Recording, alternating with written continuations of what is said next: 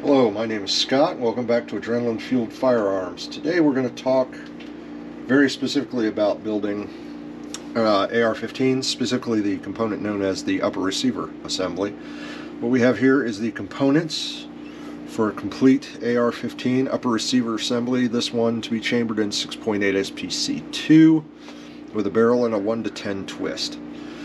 Now YouTube won't let us show the steps in assembly or a lot of other details that you need to be aware of, but what I want to do is just go through very basic mechanical concepts, inspection, and what comes after your planning phase. Once you've decided what caliber, what barrel length, what other specifications are going to go into the build that you want to do, we're going to talk about the individual components and how to double check them and look at them and be sure that you have what you need and that you should be able to safely assemble it and utilize this firearm in the end.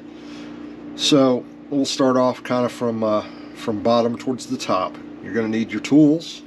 Some of the tools I have laid out here are not out of a basic armorer's kit. Some of them are tools that I've acquired over the years, but most of them did come out of a Wheeler firearms gunsmithing kit.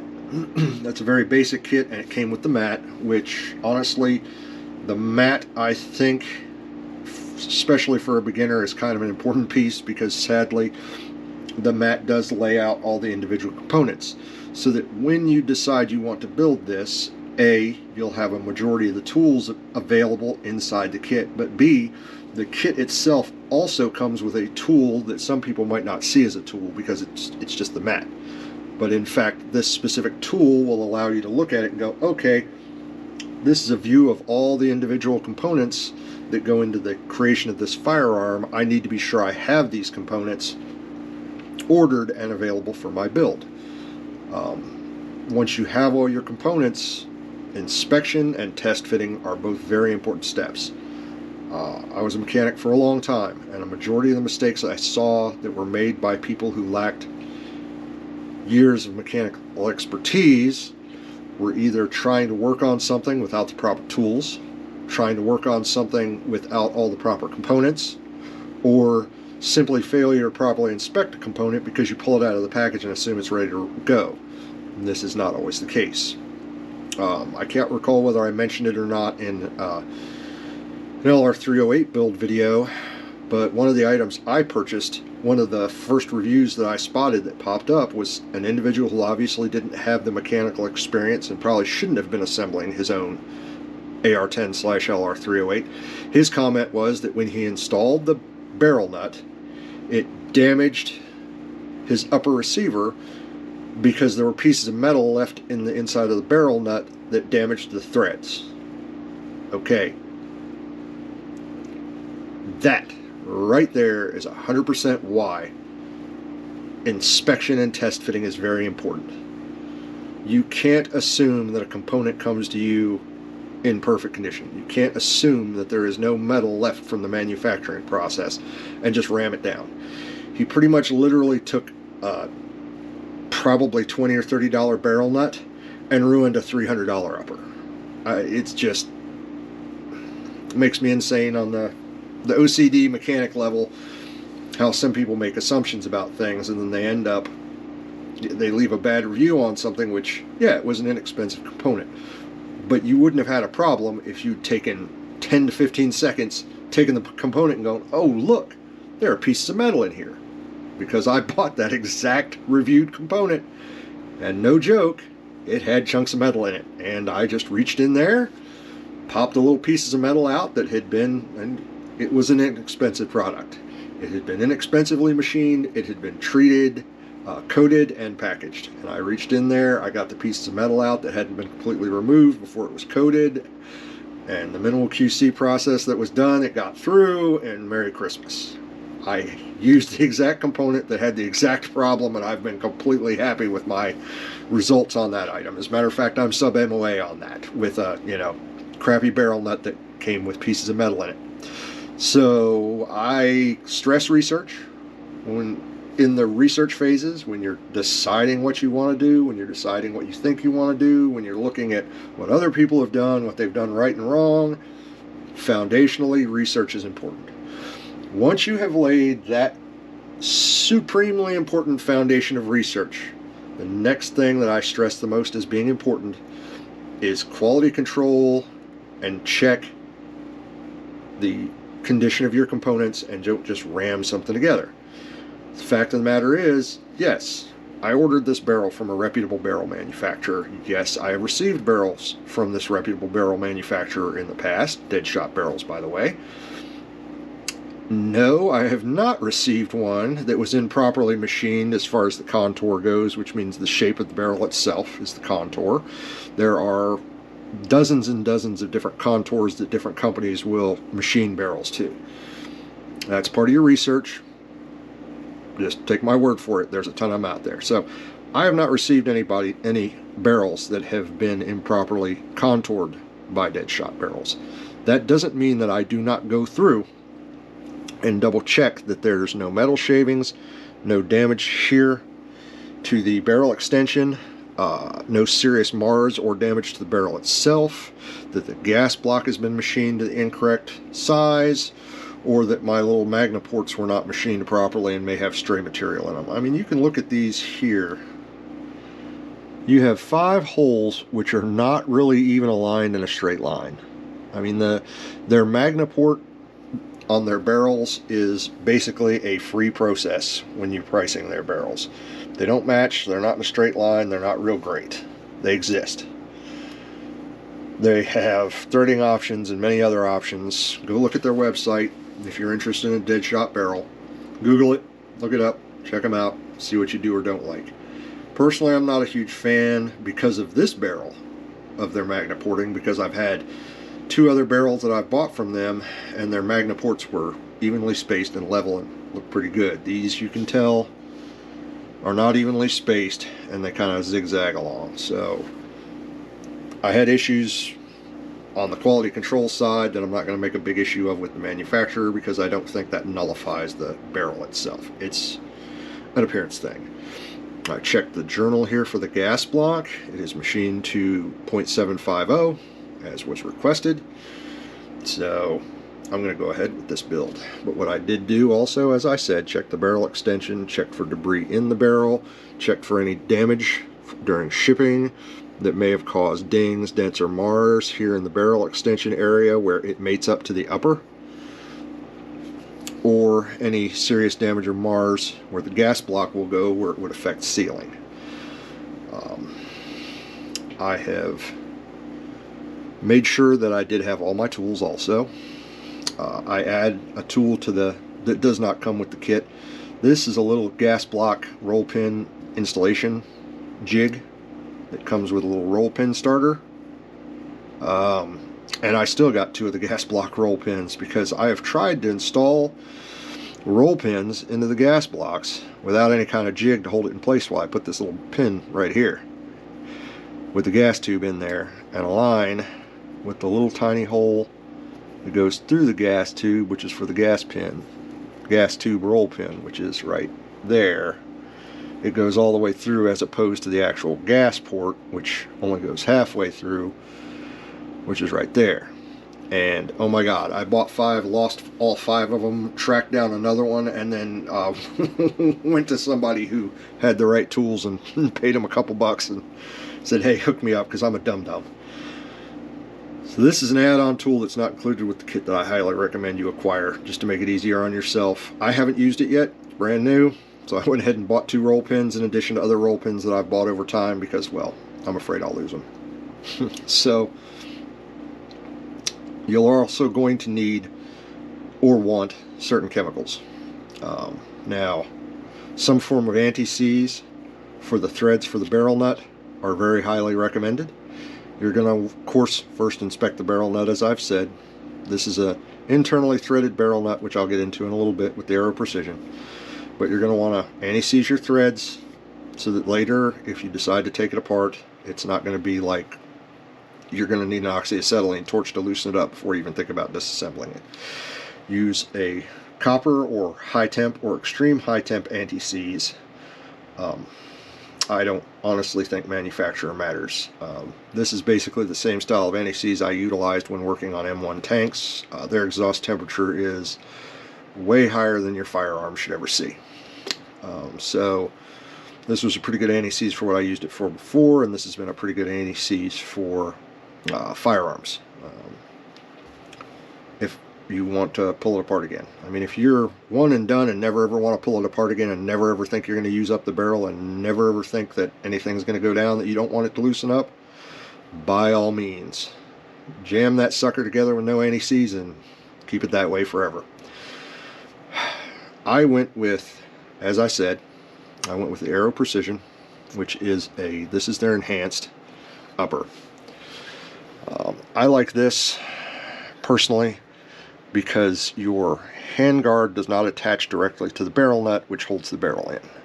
To me, in theory, that I have yet to prove, but in theory, when you want precision out of it, it's going to work out better because your barrel nut is holding a solid part of the receiver, internally to externally threaded, castle nut torqued down, and the handguard is not affecting the barrel nut.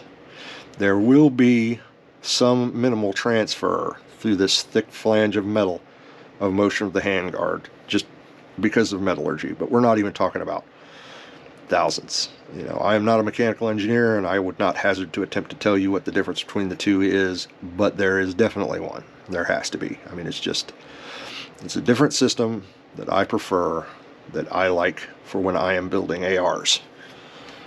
It's not to say it's the best, it's not to say it's the worst, and it's not to say that it's the only one that you could get. This is the one that I choose. Aero Precision includes their little, I assume you would probably still consider this a spanner wrench, but basically you take a 1/2 inch ratchet, attach it to this, and that's how you torque it down. When you do the final torque down, you're going to want to torque it down with an actual torque wrench, which I don't have in here because it kind of clutters up the space, I guess you could say. These are the basic tools you'll need. There are actual instructions online for how hard you should snug down without using a torque wrench. I tend to use one. I own one. I'm a mechanic. That was something I didn't have to buy. So, your barrel goes into the upper receiver, is tightened by the barrel nut. The gas block has the gas tube installed inside of it and secured in place with the roll pin. Is placed on the barrel, slides down the barrel, attaches to the bottom of the barrel, which brings us back to something I do like about Deadshot barrels. They do put a little index hole for your gas tube screws. I built my 8.6 Blackout AR10 with a Faxon barrel. Faxon does not do the indexing screw. Now, the indexing screw, to me, has two purposes. It helps you make sure that you are dead spot on Merry Christmas, because you are lining up a hole on the inside of the gas block that you can't see with a hole on the outside of the barrel assembly that you can't see. Since you're not Superman and you can't see the holes, it's a little bit difficult to get them exactly lined up. In the case, what you want to do is mark your barrel dead on exactly with a magic marker where that tube hole is. Your barrel extension retaining pin is also dead center. It goes into a notch, dead center in the top of the receiver. That's how it works. So the best way to tell where your gas tube is straight over with this. Make your mark here, install everything, get it all lined up as best you can, and then secure it. Now, the indexing hole, you torque the bolt down to the same specifications on both these Allens. However, obviously, one that's sitting inside a divot is going to hold just a little bit better. So, for instance, my Deadshot barrel in 6.5 PRC, I have not shot the gas block loose on it. The gas block hasn't shifted, the gas block hasn't moved, and I've got more rounds through it. On the other hand, my Faxon barrel in 8.6, both of them have OdentWorks gas blocks. Both of them, I've adjusted the gas from minimum to maximum to find out what works best. Only one of the two has shot loose, and that is the one on the Faxon barrel with no indexing hole. Every other part of my procedure has worked exactly the same in both cases, except that difference in the manufacture of the barrel. So, you might want to research your barrel. You might want to think about having an indexing hole, if not for just the one reason of the fact it helps you index it, but the second reason it does hold more firmly in my experience. Once you've selected your caliber of your barrel needs to match the caliber of your bolt carrier group bolt face. Now you can purchase your bolt carrier group separate from the bolt face. Deadshot Barrels will sell you a bolt face that is already pre-head spaced to your barrel. I did not go that route here because I have the proper tools to check head space, and I went with a manufacturer's 6.8 SPC 224 Valkyrie complete bolt carrier group. I did not go with an adjustable gas block because I want to find out if I can get away with a dumb gas block that doesn't adjust. This is a carbine length gas system, so I have a carbine length gas tube. Now, at this point, this is literally my first AR15 full build. Previously, I've done lowers and bought uppers and done some flip-flop, and I have swapped out some barrels and I've swapped out some handguards. But this is my first from scratch AR15 build. Not in my defense, but again, one of the reasons I always test fit is I got all my stuff ordered. I laid it all out. I did my basic inspection, checking for crap in the threads, crap floating in holes, crappy holes that didn't line up, slid it all together, and oh, wow, gee, there was a part somewhere that's supposed to be in here that's related to the operation of, oh yeah, the charging handle. So I had to go into my stores and find myself an old AR15 charging handle that I'd marked in my spare parts bin. So, like I said, very important to lay out everything, make sure you have everything before you go to do your build. I talked about the anti-seize. I didn't talk about the thread locker because the thread locker is optional. Let's say that again. Actual thread Loctite is an optional chemical material to use in your build. I tend to use red and blue. I use the red around the barrel extension simply because this is manufactured by people who make barrels. This is manufactured by people who make a receiver. They're probably not completely 100% manufactured in-house, although in this case I believe that they are. However, their houses are in Washington and, oh crap, another state. They actually might both be in Washington, but the point is, the houses that these are manufactured in, when their in-house manufacturing takes place, are not the same house. Even if they were the same house, there's a reason Henry Ford made the F-wrench. Now, yes, machining processes have gotten much better since every nut and bolt came out a slightly different size. I get that. However, still, you're probably going to have 1/4 to 1/2 of a thousandth of difference between this surface and this surface inside here where it rests. Even if there is no difference initially, this is stainless steel, this is not. These two metals will expand and contract with temperature at different rates. The red Loctite is a more permanent adhesive, but in this case it's not being used as an adhesive. I'm using the paste because it's slightly thicker and it will help take up that fraction of a thousandth space to help keep everything just as firm and tight and locked in as possible, even through the expansions and contractions. Some people don't like it. It was recommended to me by someone who's built a hell of a lot more of these than I have, and my experience in reworking the stuff I've reworked has actually, no joke, had an effect on my actual accuracy. I'll go into that in a 350 Legend that I worked with and discuss exactly what my differences before I pulled it apart and when I put it back together were. I have all that data. So this time we're not going to get into it because I don't have data for this yet. It has not been assembled and shot, but I tend to use the red Loctite on the barrel extension in all my assemblies. The blue, well, it's blue Loctite. It doesn't have a hell of a lot of holding power, but it's better than nothing. And again, when we talk about expansion and contraction and different metals, heat, vibration, I mean, you name it, it's a firearm. It's going to get hot, it's going to cool down, it vibrates a lot. Yeah. These screws are not the same material that go into this construction of this upper. So metal to metal differences, throw a little blue in there, not a lot of blue in there, torque them down to standard specification. They tend to stay a lot better, in my experience.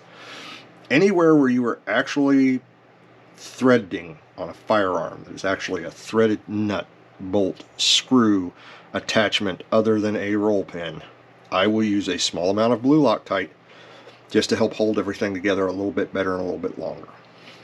Part of firearms maintenance is making sure that all your nuts, bolts, screws, and fasteners are still tight. And trust me, like I said with the 8.6, sometimes it only takes 5 or 6 rounds before something works its way loose. So maintenance is very important. So that is the handguard. That is the last component. It is held on by these 8 screws. They're offset on the upper receiver. The upper receiver came with the forward assist installed. You can get them without the forward assist. I'm old. The bolt carrier group has forward assist grooves. There are situations where a forward assist could be handy, and having that machined off makes it look all cool and slick and saves you, like, I don't know, 1.5 ounces. Yeah, personal preference. I also like the dust cover, just because, you know, dust cover. Dust bad, cover good. So that's really all we're going to go over in this portion. I will show you the finished product when we come back afterwards, because, as I said, YouTube will not allow us to show assembly. So thank you very much. I will see you guys in a few minutes if you're on YouTube, and possibly see you in less than a few minutes if you're not watching this on YouTube. Thanks a lot. I'll talk to you guys in a bit. And that is why Tommy's mom is a really... okay, so the YouTube folks that I couldn't show how to actually do the assembly step-by-step are back. So this is the completed 6.8 SPC Aero enhanced upper with handguard, dead shot barrel, AR stoner from Midway, gas block, gas tube, bolt carrier group, and charging handle. At least I believe the charging handle is AR stoner because it looks cheap, and I buy my cheap stuff from Midway USA. So there it is. It is currently assembled. Mine is ready to shoot. If you do one that is a mismatch between the bolt and the barrel, I highly recommend having a professional gunsmith look at your headspace. I'm actually going to take mine down and have the headspace double checked, because I couldn't find a 6.8 SPC headspace gauge in my tools. So apparently I will also be doing the same thing. Haha, good job. This is why we go through our stuff and double check it before we get too nuts on these projects. So this is the completed unit, assembled. Screws have been torqued. Blue Loctite used on certain components, not used on others. Roll pins hammered in. Everything torqued down to manufacturer's specifications for the individual components in question. I did not actually use the armorer's wrench that I had in the video because, well, it didn't serve any purpose on this build. But the armorer's wrench is a nice handy little tool. You may use the little flat point if nothing else. This section here is for your lower, for the buffer tube. This area here would normally be your barrel nut. However, not on this one. Aero Precision uses a different spacing on its castle nuts. So the castle nuts are slightly different. I'll see if I can get it close enough to show you. So see how they're just a little bit off? They're not the same. They're not going to work. So you use Aero Precision's included tool to torque down your castle nut. I'm sure a lot of people who've possibly made it this far, and basically everyone who's clicked on it and said, F this is too long, was like, well, why did you do an inspection and then a test fit and then a test assembly and then a disassembly and then a reassembly and then a reassembly with torque, or another disassembly and then a reassembly with your torque specifications and all your other, you know, lubricants and additives and everything added in? Well, because I'm a little OCD.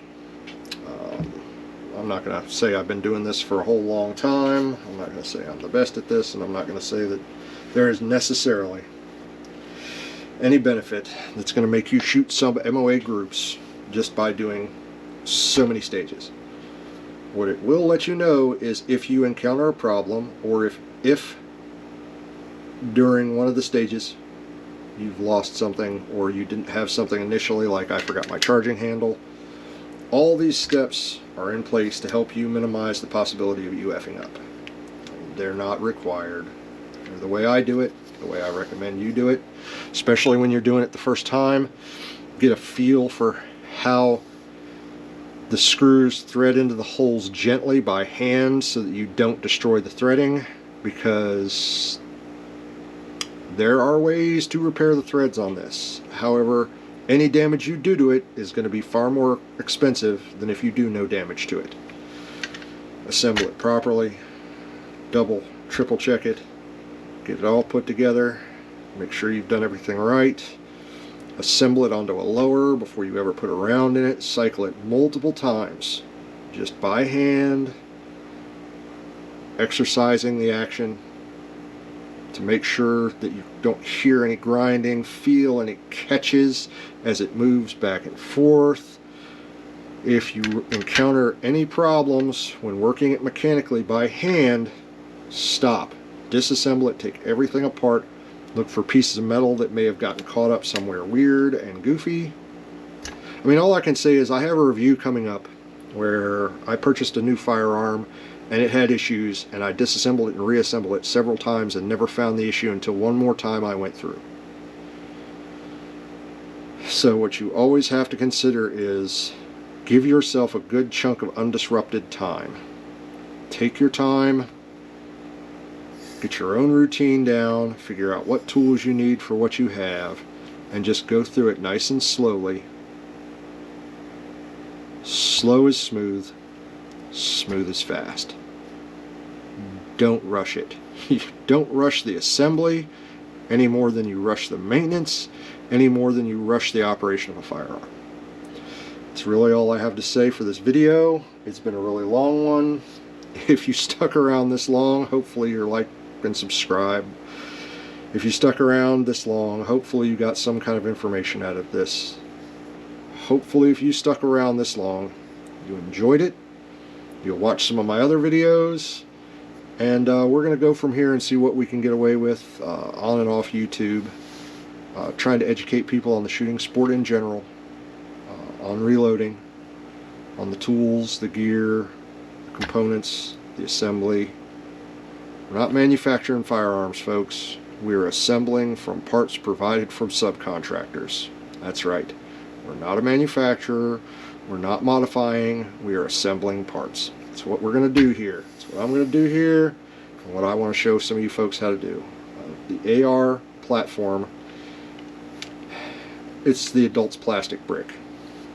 There are just so many options with colors, components, and everything else, that if you enjoy the shooting sport and you want to try your hand at moving to the next step and assembling your own or building your own, or whatever word you want to use for it, the AR15 is probably a good place to start with trying to get into some unicorn calibers like this 6.8 or 300 black or 6mm arc, which is what I'll be doing later.